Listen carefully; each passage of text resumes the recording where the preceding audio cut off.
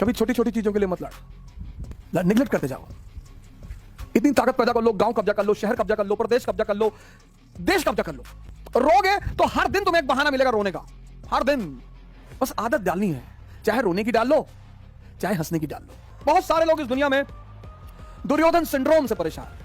हमसे कुछ लोग कहते हैं भैया भैया आप टॉप मॉडल की फॉर्च्यूनर ले ली। लेकिन मैंने कहा जिंदगी है सर खेल, यहां कुछ भी दुख मनाने जैसा नहीं है। हार तो तब है सर जब हम पैदा हुए थे मर्सिडीज लेके और मरे बिना मर्सिडीज के। लेकिन जब हम नंगे पैदा हुए और नंगे ही मरेंगे सर, ये जो खेल लाइफ है ना, ये जो जर्नी है, ये बर्थ और डेथ,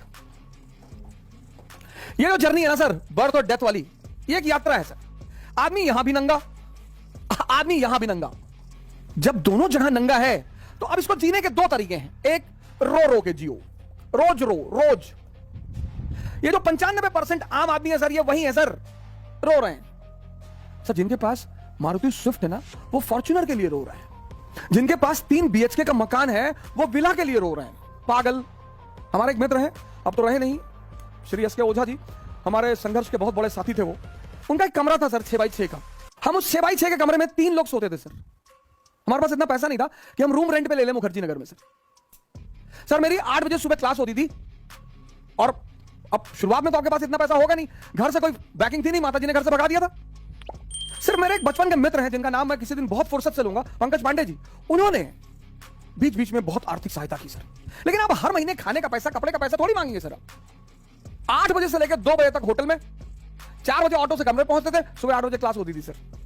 ये जो यात्रा है सर, अब तुम्हें डिसाइड करना है कि हंसोगे कृष्ण की तरह। इस आदमी का जीवन देखो सर, जन्म से मृत्यु तक चुनौतियां, पर आप इस आदमी को कहीं रोता हुआ नहीं पाओगे सर। यही इस आदमी की खासियत है। और दूसरी तरफ अगर आप देखो दुर्योधन, इसको बोलते हैं दुर्योधन सिंड्रोम। बहुत सारे लोग इस दुनिया में दुर्योधन सिंड्रोम से परेशान। हमसे कुछ लोग कहते हैं भैया भैया आप टॉप मॉडल की फॉर्च्यूनर ले लीजिए। कहां ले ले? क्यों ले ले? पेट्रोल भराने पैसा दोगे? बहुत हमारे सिंपथाइजर हो तो खरीद के दे दो। नहीं, आपके ऊपर अच्छा नहीं लगता। हम 20 इंच की साइकिल पे चलने वाले आदमी, हम फातिमा स्कूल साइकिल से जाते थे सर। हमारे फादर तो पोस्ट मास्टर थे सर, 9,000 सैलरी थी उनकी। तो अब उसके बाद हम जो भी कमा रहे हैं वो तो हम तो बेनिफिट में है सर। अच्छा क्या नहीं लगता? गांधी जी पैदल चलते थे। मैं आप सभी मित्रों से निवेदन करूंगा कि अपने जीवन में साइकिल को जगह दे सर। अगर आपने साइकिल को अपना लिया सर, 10 किलोमीटर की रेंज में जहां भी चल रहे हैं साइकिल चलाइए सर, मस्त रहेंगे सर। और कभी आपको लगे कि मैं आपको प्रवचन दे रहा हूं, आप आइए दिल्ली और हमारे साथ साइकिलिंग करिए 60 किलोमीटर की 1 गो में। और हार नहीं कर पाए सर, छोड़ देंगे पढ़ाना, कभी कैमरे पर नहीं आएंगे सर, जिसको भी लगे। और सर अक्टूबर में तो भारत यात्रा करने जा ही रहे हैं। मुलाकात होगी आपसे भारत की सड़कों पर, श्रीनगर से कन्याकुमारी। आइए सर, आपसे मुलाकात होगी भारत की सड़कों पर। मैंने लखनऊ से दिल्ली की यात्रा भी इसीलिए की थी। मेरे बड़े सारे मित्र कहते थे बोलने के लिए तो कोई भी बोल दे, बोलने के लिए तो हम भी बहुत बोल दे। नहीं सर, मैं डरता भी हूं सर, पर मैं जितनी बातें आपसे कहता हूं उनको मैं भी करता हूं सर।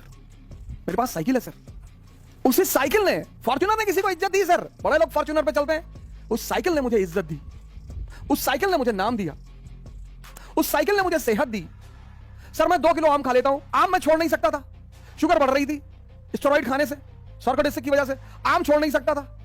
तो हमारे स्वामी जी हैं, उन्होंने कहा आम छोड़ने के लिए कौन कह रहा है? हमने कहा फिर, बोले चला दे 50 किलोमीटर साइकिल।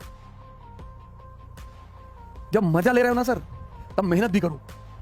और आनंद पता क्या सर? स्वस्थ शरीर। ये जबान इतनी बड़ी सर। दुर्योधन सिंड्रोम से परेशान मत रहो, शुक्रिया करो तुम्हारे पास जो भी है। 2007 में हमारे मित्र हैं पांडे जी, पंकज पांडे जी, उन्होंने दया खा के मुझे अपना स्कूटर दे दिया। उनके पास एक ब्रेवो स्कूटर था, तो हमसे कहा यार तुम जो है कोचिंग तक जाते हो ऑटो पकड़ के, हमको अच्छा नहीं लगता, तो ब्रेवो स्कूटर दे दिया उन्होंने। अपने समय से शर्म मत करो सर, अपने समय से डरो मत, लड़ते रहो हंस हंस कर।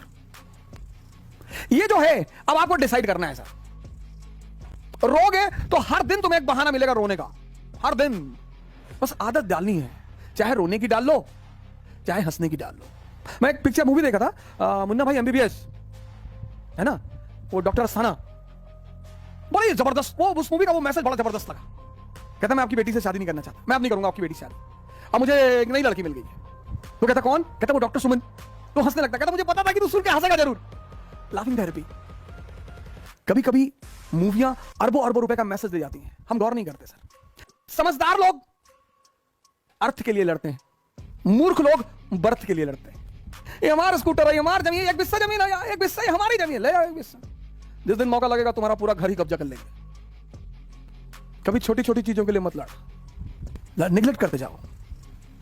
इतनी ताकत पैदा कर लो, गांव कब्जा कर लो, शहर कब्जा कर लो, प्रदेश कब्जा कर लो, देश कब्जा कर लो, और ना कब्जा कर पाओ हरिद्वार चले जाओ सर। जब कमजोर हो तो भजन करो, सुमरन करो, ताकत बढ़ाओ। रो मत, रो मत। ये फिलिस्तीनी, ईरानी, इराकी, अफगानिस्तानी, पाकिस्तानी रो रहे हैं, हमको यहूदी मार रहे हैं। हमें तो क्यों मार रहे हैं? कभी पता करने की कोशिश किया हो? तुम कमजोर हो। नहीं नहीं नहीं, हम कमजोर नहीं भैया, हम मुसलमान हैं। मुसलमान हो, तुम कमजोर हो। जो भी कमजोर होगा ताकतवर उसको मारेगा। हम नहीं मार खाए। 18-19वीं शताब्दी में खूब पीटा अंग्रेजों ने, ईस्ट इंडिया कंपनी ने पटक पटक के मारा। पंडितों को मारा, ठाकुरों को मारा, भूमिहारों को मारा, मुसलमानों को मारा। किसको नहीं मारा उन्होंने? जब मैं आज देखता हूं ब्राह्मण सेना, करणी सेना, फलानी सेना, तो मैं सोचता हूं यार तुम कहां थे? वो जब अंग्रेज थे तब तुम कहां थे?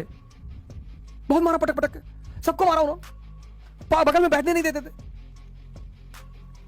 इस देश के उच्च वर्ग को नीच होने का एहसास हुआ अंग्रेजी शासन में। पर सर झटके तो चलते रहेंगे सर, हार जीत तो चलती रहेगी सर। उसका जिंदगी से कुछ भी लेना देना नहीं है। तुम सिर्फ हारते ही रहोगे ना तो भी महानता की श्रेणी में आ जाओगे कि बंदा लड़ता रहा अंत तक। महमूद खलजी मालवा का एक रूलर था। डालिएगा विकिपीडिया पे, महमूद खलजी मालवा का शासक था। वो जिंदगी भर लड़ता रहा। कहते हैं उसका जो निवास स्थान था वो युद्ध का मैदान था। कभी गुजरात, कभी राजस्थान, हमेशा तलवार लिए खड़ा रहा। आओ आज आप डालिए क्लास के बाद महमूद खलजी मालवा, हमेशा सर वो तलवार म्यान में रखा ही नहीं बंदा, कभी लड़ता ही रहा। उसको भी हिस्ट्री में लोग जानते हैं। रंजीत सिंह नहीं लड़े ईस्ट इंडिया कंपनी से, पंजाब के शासक थे Ranjit Singh. Second largest army in Asia.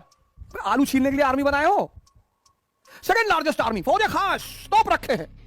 अपनी बिटिया की शादी में लगाओगे? ये सब क्यों बनाए थे? फौज खास लड़ना चाहिए था ना।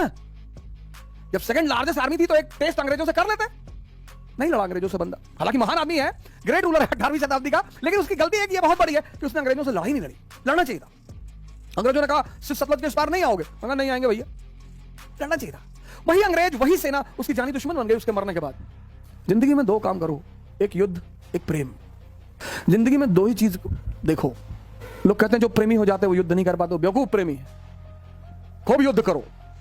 कोई आ रहा है, कोई जा रहा है, कोई छोड़ रहा है। आजकल तो मैं युवाओं को देखता हूं बड़े डिप्रेस हो जाते हैं, सर हमारी गर्लफ्रेंड हमसे बात नहीं करे, दूसरी बना ले। अरे कैसी बातें कर रहे हो? कैसी बातें कर रहे हो? हम उसको प्यार करते थे। तो तुम्हारे माँ बाप तुमको करते हैं ना? हाँ, तो प्यार करने वाले लोग हैं ना तुम्हारे पास? हाँ, तब कहीं मरे जा रहे हो? तीसरी बना लो, चौथी बना लो, पांचवी बना लो। जो भागे उसके पीछे मत भागो सर, नहीं तो जिंदगी भर पीछे भागते रह जाओगे। जो भी तुमसे कहे अब तुमसे बात नहीं करेंगे, रखो रखो फोन, रखो फोन, रखो फोन, रखो, नेक्स्ट दूसरा लाओ भाई। छोड़ दें सारी दुनिया किसी के लिए, ये मुनासिब नहीं महत्वाकांक्षी लोगों के लिए। भाई माँ बाप तो वही है ना, उनसे ज्यादा प्रेम कौन करेगा? हाँ, वो अगर आपको छोड़ दें तो चिंता का विषय है सर, तब तो दुखी होने का विषय है सर। लड़की ने छोड़ दिया, लड़के ने छोड़ दिया, कोई फर्क नहीं पड़ता सर, अगर महत्वाकांक्षा है। अगर आप खुद को बेवकूफ बना रहे हैं बहुत फर्क पड़ता है सर। पैन स्लाविज्म मतलब अखंड सर्बिया। इन्होंने कहा हम अखंड सर्बिया बनाएंगे, जैसे हम अखंड भारत बनाने के फिराक में है, और इंशाअल्लाह हम जरूर बनाएंगे। अखंड भारत के सिवा कोई चारा नहीं है सर। सब लोग जितने बाहर हैं इनको आना ही पड़ेगा। आखिर तुम्हें आना है, जरा देर लगेगी, आना तो है सर। ये मैं सही तौर पे नहीं बोल रहा हूं सर, इसके पीछे बड़े गंभीर रीजन है सर। आना तो है सर, जाएंगे कहां? मजबूरी है सर। विश्व का समीकरण ऐसा बन रहा है, भारत की स्थिति ऐसी बन रही है, बहुत अंधेरा छा रहा है भारत में। जितना घना अंधेरा छा रहा है ना सर, उससे ज्यादा चमकदार उजाला होगा। ये तो होना ही सर। अमेरिका पैदा हुआ 1787 में, यूनाइटेड स्टेट्स ऑफ अमेरिका। हम पैदा हुए 1947 में, उसके भी अंधेरा छाया। 1860 में सिविल वॉर, 73 साल बाद हमारे यहां भी अंधेरा छा रहा है, 73 साल बाद। और उस अंधेरे के बाद जब अमेरिका में उजाला हुआ, सुपर पावर उजाला होगा सर, बहुत नई शक्तियां पैदा हो रही। ये अंधेरा जरूरी था लोगों को ठोकर देने के लिए, जरूरी था जगाने के लिए।